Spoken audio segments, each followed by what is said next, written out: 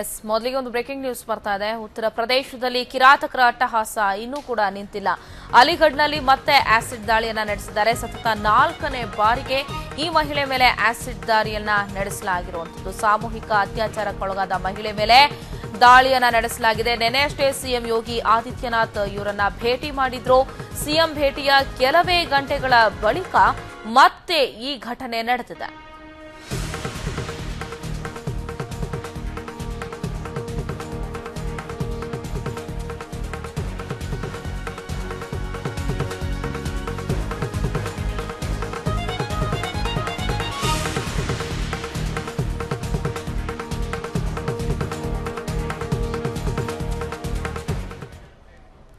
S, ಈ ಬಗ್ಗೆ ಮತ್ತಷ್ಟು ಮಾಹಿತಿಯನ್ನ ನೀಡಲಿಕ್ಕೆ ದೂರವಾಣಿ ಸಂಪರ್ಕದಲ್ಲಿದ್ದಾರೆ ನ್ಯೂಸ್ ಡೆಸ್ಕ್ ಇಂದ ಗಿರೀಶ್. ಯುಪಿಯಲ್ಲಿ ಎಲ್ಲೋ ಒಂದ್ ಕಡೆ ಪರಿಸ್ಥಿತಿಯನ್ನ ನಿಯಂತ್ರಿಸ್ತಾ ಇದೀವಿ ಅಂತ ಹೇಳ್ತಾ ಇದ್ದಾರೆ.